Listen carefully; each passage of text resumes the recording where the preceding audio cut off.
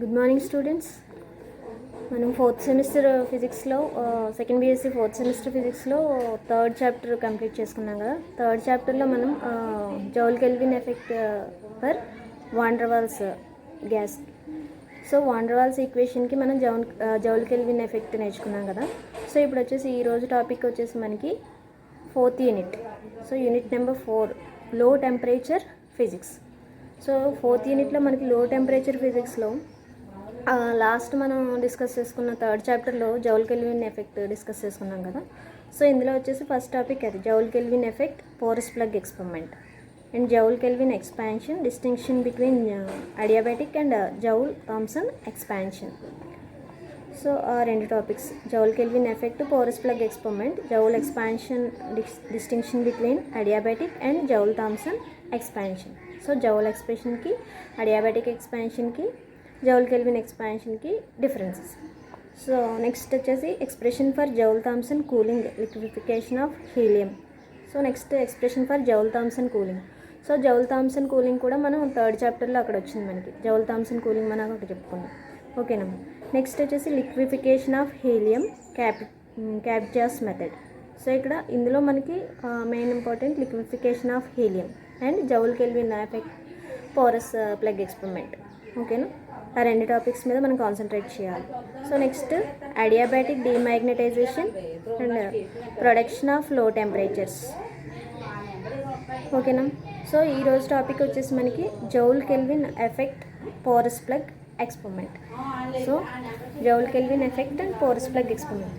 So ఇక్కడ low temperature physics అంటే temperature, లో టెంపరేచర్స్ అంటే సపోజ్ టెంపరేచర్ మనం డిఫరెంట్ స్కేల్స్ ఆఫ్ టెంపరేచర్స్లో మెజర్ చేస్తాం కదా.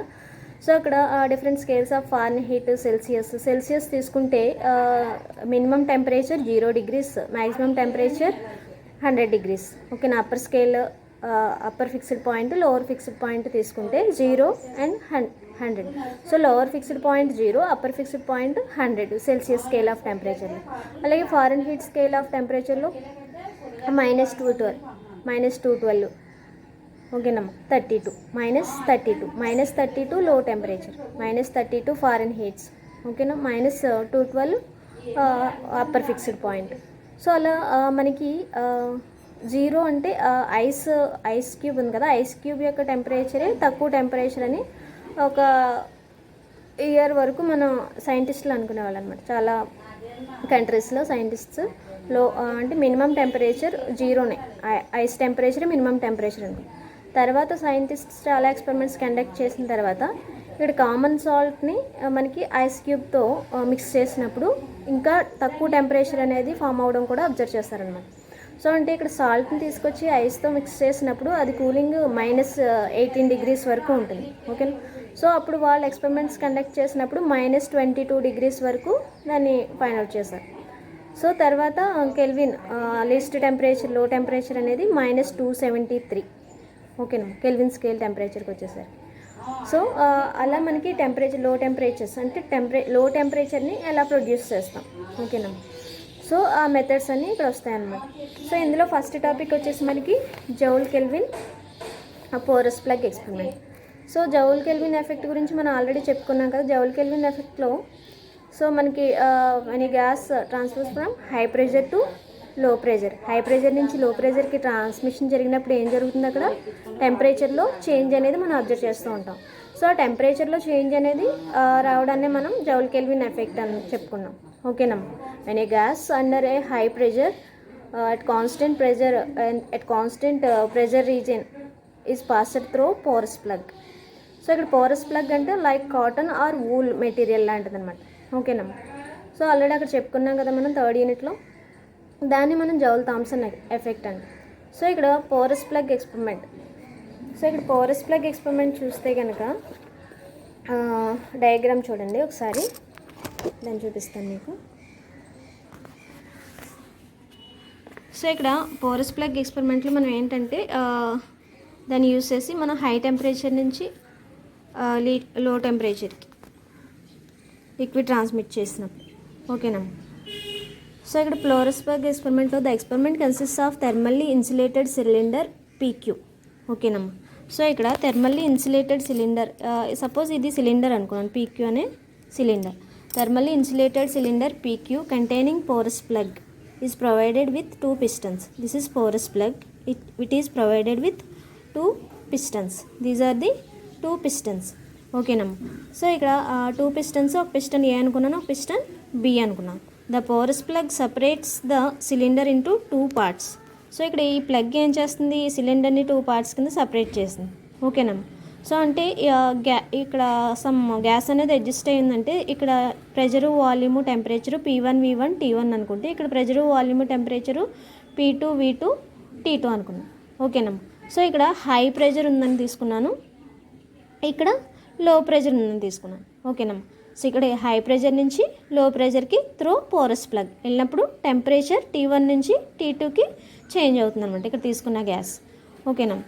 సో అంటే next P1 is greater than P2 అంటే హై ప్రెజర్. అంటే పిస్టన్ నేను ఇలా మూవ్ చేస్తామని చెప్పుకున్నాను కదా లాస్ట్ క్లాస్లో.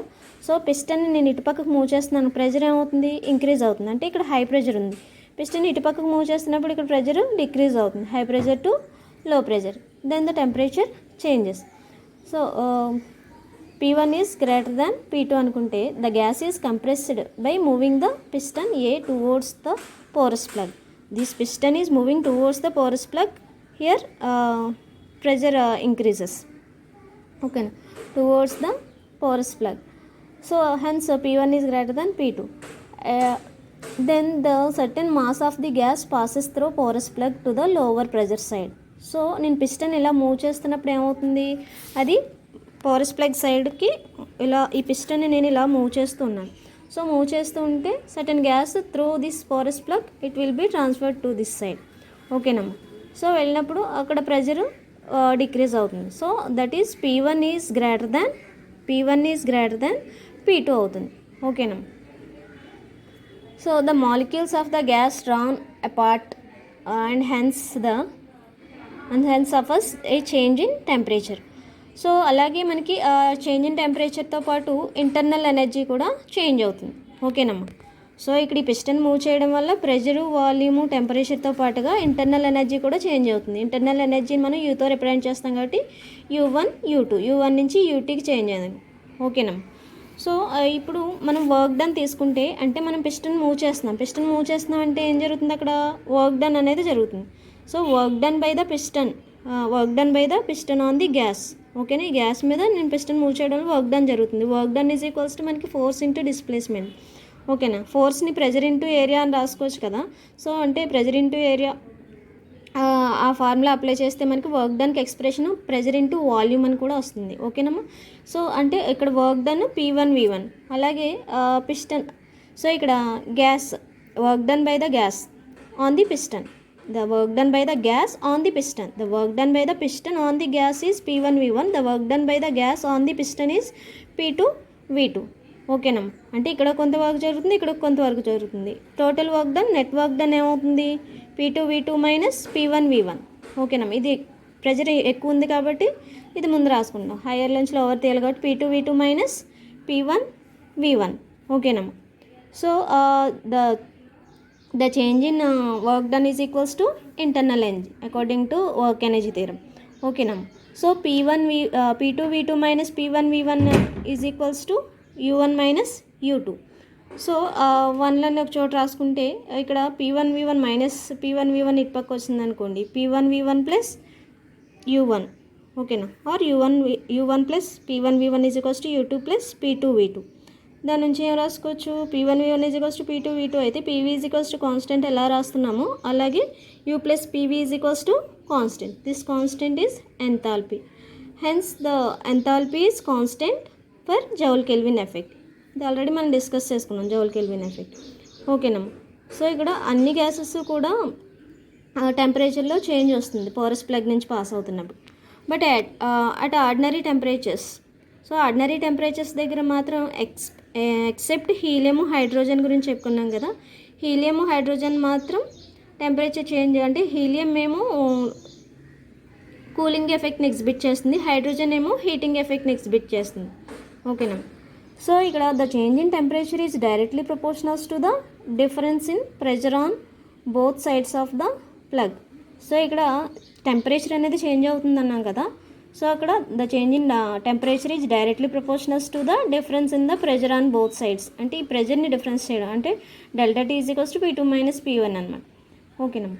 At a particular temperature known as inversion temperature Joule Kelvin effect changes its sign. So cooling effect is converted into heating effect. So ఇక్కడ perfect గ్యాస్కి అయితే బాయిల్స్లో మనకి P1 V1 is equals to P2 V2 అవుతుంది. ఓకేనమ్మా. For perfect gas బాయిల్స్లో P1 V1 is equals to P2 V2. ఓకేనమ్మా. So అలాగే U1 ఈజ్